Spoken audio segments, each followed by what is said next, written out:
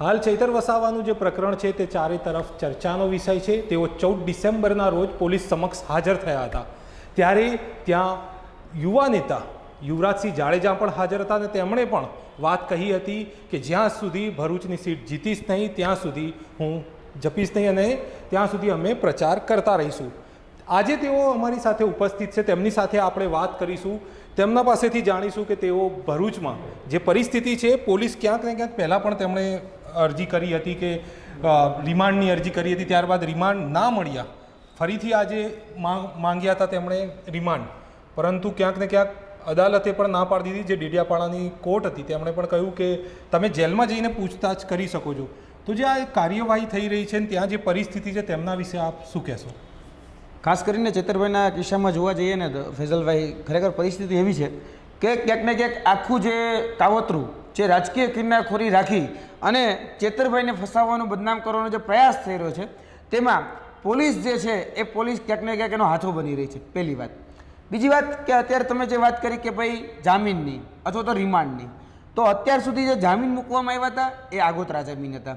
આગોતરા જામીનમાં જોઈએ તો હાઈકોર્ટ સુધી આગોતરા જામીન રદ થયા, પછી ચેતરભાઈએ નિર્ણય લીધો કે ભાઈ હવે આગોતરા જામીન રદ થયા છે તો આપણે સામે ચાલી અને સરકારના જે પણ પ્રશ્નો હશે એ પ્રશ્નોનો અમે જવાબ આપીશું। એટલે કે પોલીસ તંત્ર, એ પ્રશાસન તંત્ર, જે પોલીસ તંત્ર છે, પોલીસ તંત્રના અને પ્રશાસન તંત્ર અહીંયા જે હતું, ત્યારે ખાસ કરીને જે ફોરેસ્ટ વિભાગમાં જે પ્રશ્ન આવ્યો હતો કે ભાઈ અધિકારીને આ રીતે ધમકાવવામાં આવ્યા, તો એને આપણે જવાબ આપીશું કે ખરેખર સત્ય ઘટના શું હતી। તો તેમાં એ આગોતરા જામીન એને સુપ્રીમ કોર્ટમાં ન મૂક્યા, એમાં એને ટાઈમ ન બગાડ્યો અને સીધા જ જનપ્રતિનિધિ તરીકે સીધા પોતાની રીતે હાજર થયા અને જોયું હશે દેવીયાપાડામાં તમે એક મોટું જનસમર્થન એના એ હાજર થવાના છે એવું સાંભળતા જ લોકો ત્યાં ઉમટી પડ્યા હતા।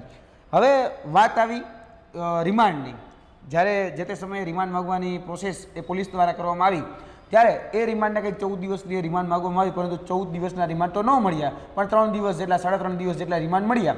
અને 3.5 દિવસના રિમાન્ડ પછી જો ફર્ધર રિમાન્ડની જો માંગણી કરવામાં આવી તો ન્યાયતંત્રએ સીધી જ ના પાડી દીધી કે ભાઈ હવે તમે જે પુરાવા ભેગા કરવાના છે તમારે જાતે ભેગા કરવાના છે, એમાં તમે કોઈ પણ રીતે અત્યારે કદાચ કહી શકાય જેને તમે આરોપી ઠેરાવી રહ્યા છો એમાં એનો ક્યાંક રોલ લાગી રહ્યો નથી, એટલે એને ક્યાંક ને ક્યાંક જ્યુડિશિયલ કસ્ટડીમાં મૂકવામાં આવ્યા છે। અત્યારે ચેતરભાઈ વસાવા એ જ્યુડિશિયલ કસ્ટડીમાં છે। ફર્ધર રિમાન્ડની પણ માંગણી કરવામાં આવી તો પણ એને રિજેક્ટ કરી અને કોર્ટે એવું સંજ્ઞાન લીધું કે ભાઈ તમારે કોઈ પણ બાબતને પૂછપરછ કરવી છે તો તમે જેલમાં જઈને કરી શકો છો। આ પ્રકારની વાતચીત અત્યાર સુધી સામે આવી છે। હવે વર્તમાનનો જે સિનારીઓ અને વર્તમાનમાં જે પરિસ્થિતિનું નિર્માણ થયું છે કે અત્યાર સુધી એવું હતું કે ડેડિયાપાડામાં ચેતરભાઈ વસાવાની લોકચાહના હતી, ચેતરભાઈ વસાવાને આખું ડેડિયાપાડા ઓળખતું હતું। હવે ધીરે ધીરે જોવા જઈએ ને તો એક આ એની ઉપર આ લગાવવામાં આવેલા જે અત્યારે ગુનાઓ છે કે જે પણ આરોપો છે એમાં એને આખા ગુજરાતમાં નહીં પરંતુ સમગ્ર ભારતમાં અત્યારે એની લોકચાહના વધી રહી છે। અલગ અલગ જે આદિવાસી વિસ્તારો છે, છત્તીસગઢ છે, યુપી છે, અન્ય વિસ્તારોમાંથી પણ જોઈએ તો આદિવાસીઓના સમર્થન પણ એને મળી રહ્યા છે। તેની સાથે ગુજરાતના જે 18 વરણ છે એ 18 વરણનો પણ સપોર્ટ અત્યારે કહી શકાય ચેતરભાઈ વસાવાને મળી રહ્યો છે।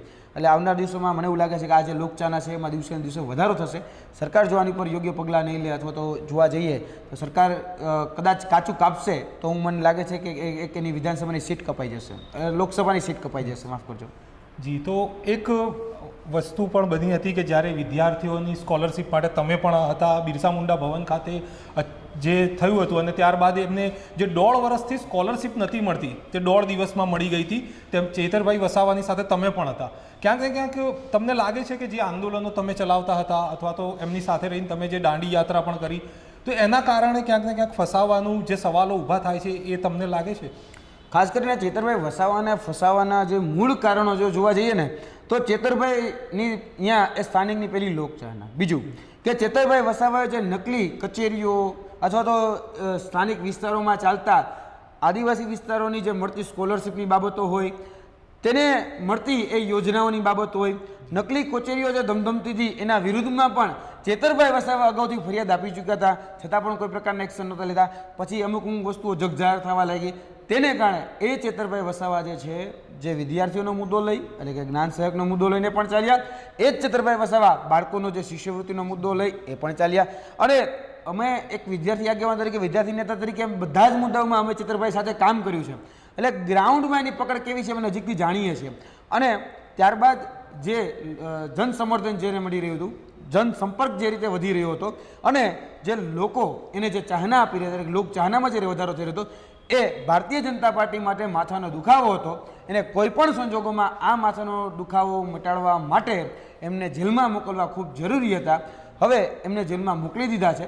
પણ હજી હું કહું છું કે ચેતરભાઈ વસાવા એ મચ્છર છે જે 156+5 જે ધારાસભ્યો છે એ ધારાસભ્યોને આ જે હાથી કહેવાય એ હાથીને તાંડવ કરાવશે. ચેતરભાઈ વસાવા એવું મચ્છર છે.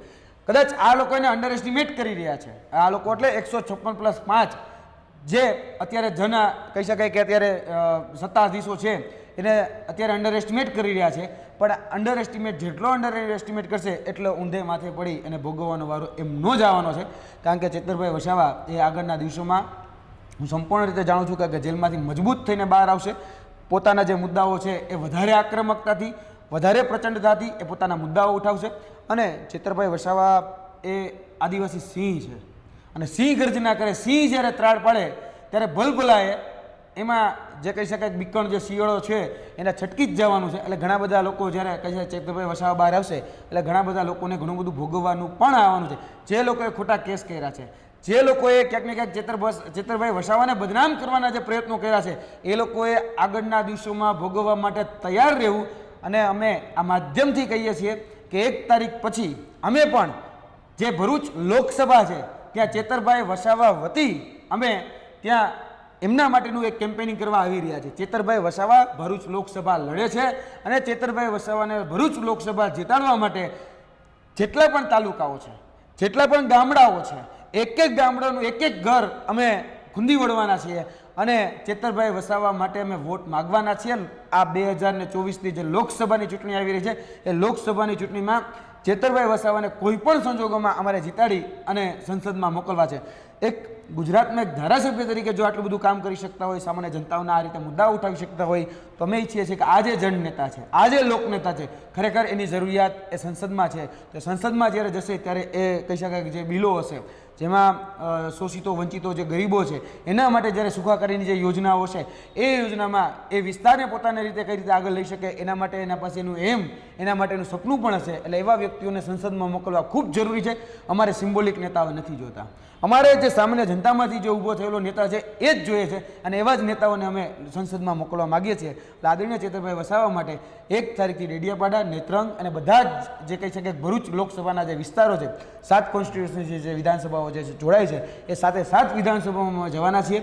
એના માટે પ્રચાર પ્રસાર કરવાના છીએ અને એના માટે મત પણ માગવાના છીએ. જી, તો આ હતા યુવા નેતા યુવરાજસિંહ જાડેજા, જેમણે આહ્વાન કર્યું છે કે અમે ચૈતરભાઈને લોકસભાની જે ચૂંટણી છે તે જીતાડીને જ રહીશું. તેમણે એ પ્રચારનું પણ કહ્યું કે 1 તારીખથી તેઓ પ્રચાર પણ કરશે. જે વિધાનસભા સીટો છે તે તમામ ભરૂચની જે લોકસભામાં આવે છે તેના ઉપર ઉતરીને ઘરે ઘરે જઈને ચૈતર વસાવા માટે પ્રચાર પણ કરશે. આ જ પ્રકારના અહેવાલો જોવા માટે નવજીવન ન્યૂઝને લાઇક, શેર અને સબસ્ક્રાઇબ કરવાનું ભૂલશો નહીં. ફરી મળીશું એક નવા વિષયની સાથે. ત્યાં સુધી નમસ્કાર.